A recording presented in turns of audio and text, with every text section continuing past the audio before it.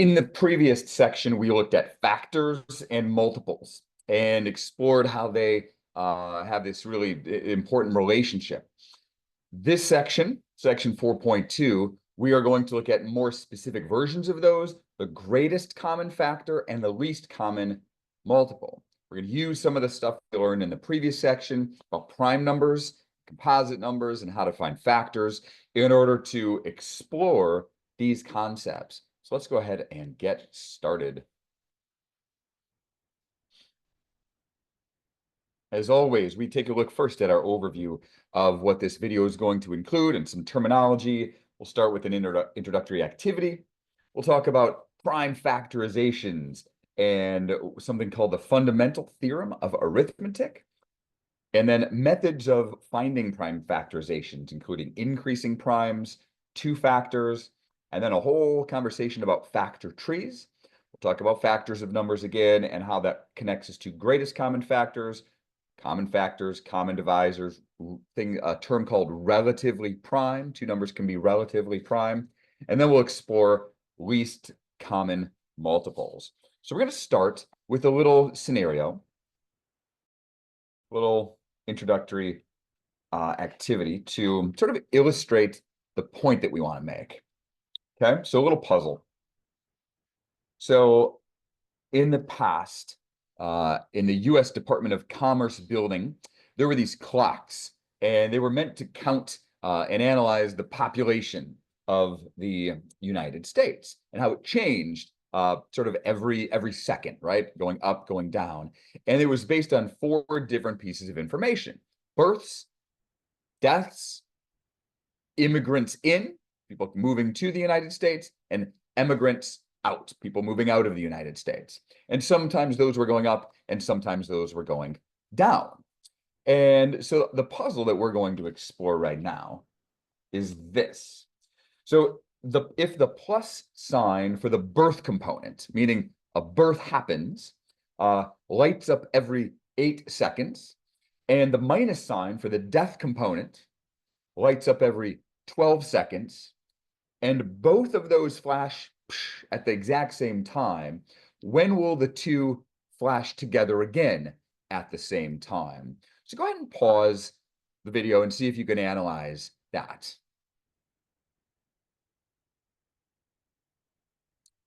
So what we're going to do to analyze this question is use a linear model for what we call multiples.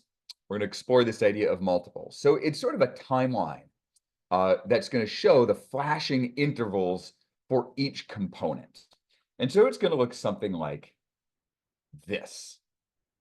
Something like this. And what you should notice is that if we start at 0, we're way over here, right? If we start at 0, that's when those clocks are blinking together, right? They're blinking together at the exact same time. And then the little green arrows on top are these are the births, right? So these are the births that are happening, again, every 8 seconds. On the bottom, we have these red arrows, and those are the deaths that are happening every 12 seconds. And so if you just, again, sketch this little timeline here, and you say, all right, we've got a birth happening here at the very start, and then again at 8 seconds, and then again 8 seconds more, well, that would be after 16 seconds from when we began. And then 8 seconds more is 24 seconds after we began. And then another 8 seconds is 32 seconds after we began, and so on. And we can keep doing that. And then if we examine the deaths on the bottom, we see that, again, it happened at 0 at the starting point. And then it happened 12 seconds later here. And then it happened 12 seconds later again at 24. And then 12 seconds later again, 36 seconds after the start, and so on and so on. And so what you should notice here is that the green arrows and the red arrows don't always hit at the same time, which makes sense because they're at different time intervals. But they do come together here at that point right there after 24 seconds. And then it happens again here after 24 more seconds, or 48 seconds. And it actually happens again right here. How many seconds would that be? Well, it would be another 24 seconds, 3 jumps of the 8 or 2 jumps of the 12. And so that would be at 72 seconds. And so this idea here is a great illustration of what we call multiples, or counting by 8 or counting by 12. And those points where they happen at the same time, those are called common multiples. It's one of the concepts that we're going to be exploring. So to start this, we are going to begin with another really important concept regarding just number theory and factors and multiples. That's really going to help us mathematically understand these ideas a little bit better. And the concept is called prime factorizations. Prime factorizations. I think they're so important that when I was first teaching my son, when he was really young, just about numbers, we would practice doing prime factorizations in the car. I know, right? Like there's got to be more exciting things to do. But I would ask him, what's the prime factorization of this number or this number? So he'd really have a good foundation of what that means. So what is a prime factorization? Well, I'll start by showing you an example of just what one looks like. And then we're going to explore and examine, like, what does it mean and how do we find it? So if I say, what is the prime factorization of 12? It looks like this: 2 times 2 times 3. Okay? That is the prime factorization of 12. Now, before I ask you to investigate that a little bit, sometimes, we won't do it so much in this section, but sometimes when you have repeated numbers in a prime factorization, to condense it, we can write them using exponential form. So it also could be written like this. You could also see it written like this. This is also a proper way of stating a prime factorization. So all I want you to do right now is just examine this first thing that I wrote right there. Just pause and notice things. So one thing that is important about prime factorizations is to notice that composite numbers, we learned about those in the last video or the last section. Composite numbers can always, I can't spell, always be written as a product of prime numbers.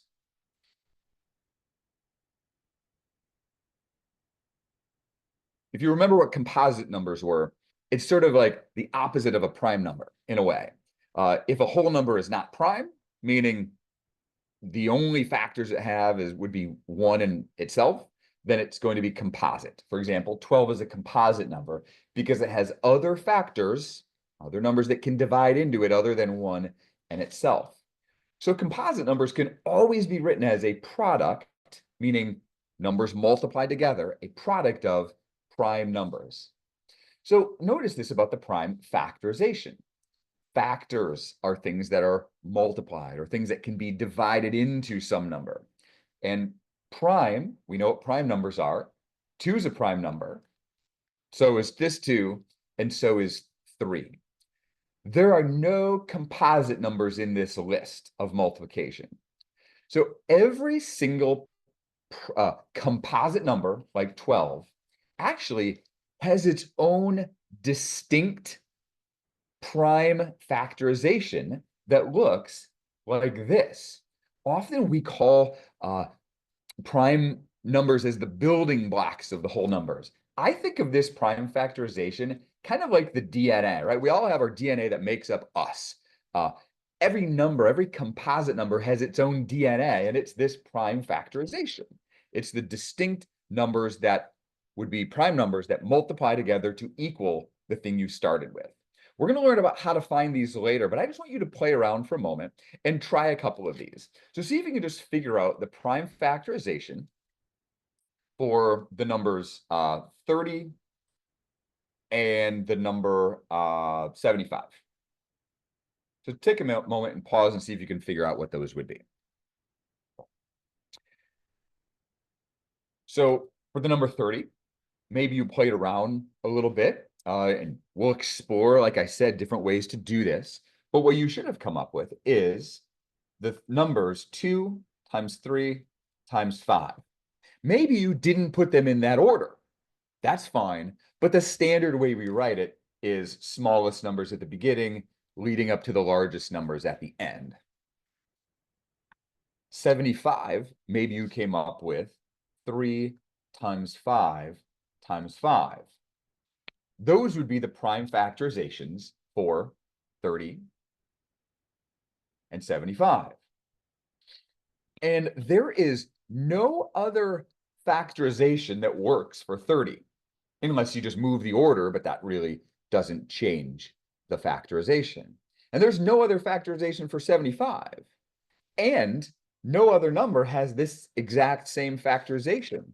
And that's a really unique property of prime factorizations. So unique and so important that it has a name. It has a name called the fundamental theorem of arithmetic. And that says every composite whole number, every composite whole number can be expressed as the products of primes in exactly one way, except for the order of the factors. That's what we just said. What you just learned is called the fundamental theorem of arithmetic. And it lays the foundation for so many things that we're going to come to know and understand in this section. So let's talk about how do we find a prime factorization. We're going to talk about several different methods to find a prime factorization. We're going to talk about 3 different methods. The first one we're going to call the method of increasing primes. And the way it's often shown is it kind of looks like upside down long division. This is the way you're often going to see this. And so what we're going to do is we're going to try to find the prime factorization of the number 300. So we're going to try to write 300 as something times something times something, right? As long as we have to go. And so here's how this method works. We write the number 300 right here. And then here's where that upside down division sign kind of comes into play. And what we're going to do is we're going to start with the lowest possible prime number, which we know is 2. And we're going to say, can 2 divide into 300? And if it can, we're going to write how many times it divides into 300, right? And we would say 150. We're also kind of thinking 2 times 150 equals 300, okay? So then we look at this number, 150, and we do the same process. We do this, and we say, can 2 go into that one? So we keep examining the number 2 over and over again. So can 2 divide into 150? Yes, it can. How many times? 75. Because 2 times 75 is equal to 150. And then we try it again. If you try 2 again, it doesn't work for 75. So then we go to the next prime number, which would be 3. And then we try 3. We're asking, does 3 divide into 75? And the answer is yes. How many times? 25. 3 times 25 is equal to 75. Then we examine 3 again. It doesn't work. We go to the next prime number, which is 5. And we see if 5 can divide 25, and it can. And that answer would be 5. Once we get to a prime number here, we can stop. once this is prime, then we're done. And what we should have is every number on the outside here is a prime number. And so that means that those numbers are the prime factors of 300. 2 times 2 times 3 times 5 times 5. All of these numbers out here would be part of the prime factorization of the number 300. So this is one way where we can, or one method, one strategy, one way we can lay this out for finding the prime factorization of a numbers. Again, we call this the method of increasing primes. So why don't we look at another method, and then I'll have you try both of them. So the second method is called the method of two factors. Method of two factors. And so I'm going to examine also the number 300. And basically, we start this by just saying, can we find in our head or with a calculator any two numbers that multiply to be 300? And there are lots of different options. The one that jumps out to me, and maybe you as well, is that 300 is equal to 10 times 30. That just jumps out to me. 300 is 10 times 30. Well, then what we do is we look at the numbers that we just stated, those two factors, 10 and 30. And if they are prime, then we can stop analyzing them. But if they're composite, then we have to say, well, what are the factors of those numbers? And we break them into two factors. Well, the number 10, if you look at its factors, it would be 2 times 5. So 10 can split up to 2 times 5. And then we look at the number 30. And we say, can 30 be broken up? Yeah, you again have a couple different options. I'm going to pick 3 times 5, just because that's what the first thing that came into, 3 times 10. The first thing that came into my head. 3 times 10 is 30. So I look at each of these numbers, and I notice that 2 is prime, 5 is prime, and 3 is prime, but 10 is not prime. So we continue the process. 2 times 5 times 3 times, and then we say 10's composite, so what are its factors? 2 times 5. And now we have only prime numbers, 2, 5, 3, 2, and 5. Now, of course, it's always nice to rearrange them in a way where they're all in order from least to greatest. It's a little easier to keep your information organized. So we have a 2, we have another 2, we have a 3, we have a 5, and we have another 5. So this would be sort of our standard way of writing our prime factorization. So this is the method of two factors, where again, you don't have to start with primes. You can just start with any numbers that you want. And you just keep expanding your multiplication until you only have prime numbers left. So go ahead, and what I want you to try is finding the prime factorization for the number 924. And you can use maybe both of these methods. Maybe try them both ways. Go ahead and pause and do that. So if you tried the first method of what do we call the increasing primes, then you might have ended with something that looked like this. If you take 924 divided by 2, and then take 462 divided by 2, then 231 divided by 3, and then 77 divided by 11, or by 7, you end up with 11. And so you can see the prime numbers on the outside here. If you did that, that same number, 924, just by the two factors method, you might have come up with something that looked like this, but you might have even had a different version. It could look different, like different than this. And that's the thing about prime factorizations. You can start them off in different ways, but they're always going to end up at the same solution. And so what we see here is 924, 2 times 462. And this kind of has the same thinking as over here did. 2 times 231, 2 times 77, and then 7 times 11. So in any case, what we end up with is this as the prime factorization of 924. 2 times 2 times 2 times 7 times 11.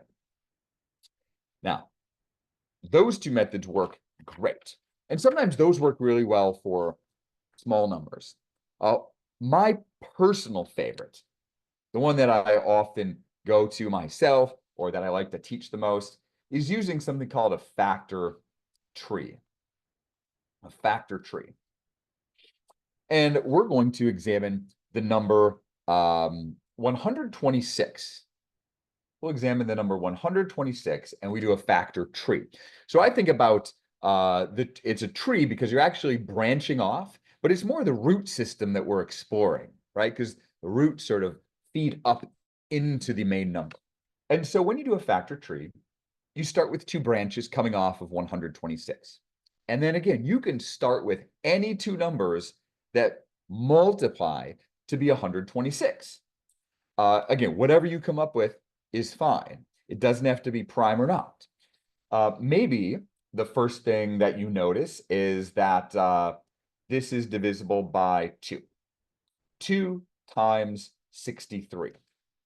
Now, once you've got your two branches, if you have a prime number in one of the branches, I always recommend circling it because you're now going to stop that branch. That branch is done once it reaches a prime number.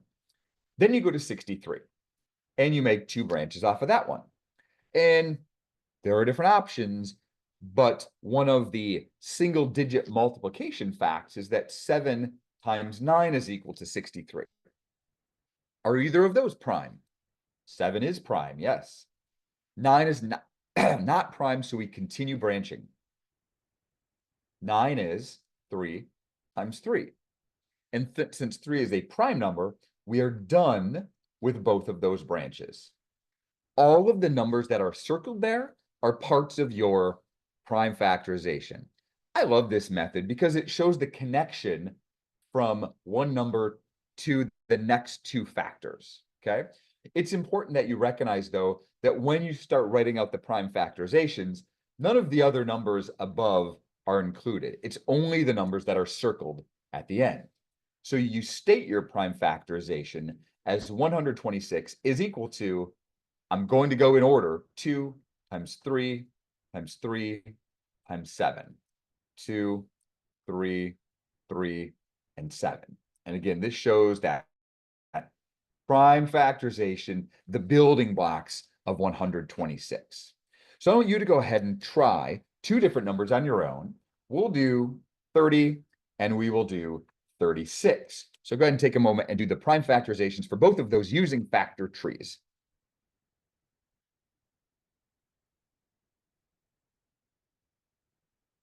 Okay, so 30, maybe you started with 3 and 10, maybe you started with 5 and 6, maybe you started with 2 and 15. It doesn't matter.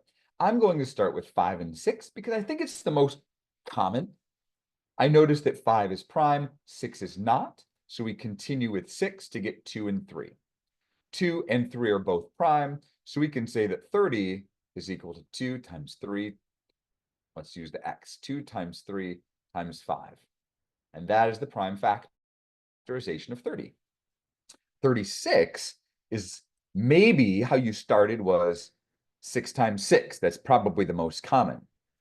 Now, neither of those are prime, so we have to continue with both of them, 2 and 3, 2 and 3. Now, all of those numbers are prime, 2, 3, 2, and 3. So we can say the prime factorization of 36 is 2 times 2 times 3 times 3.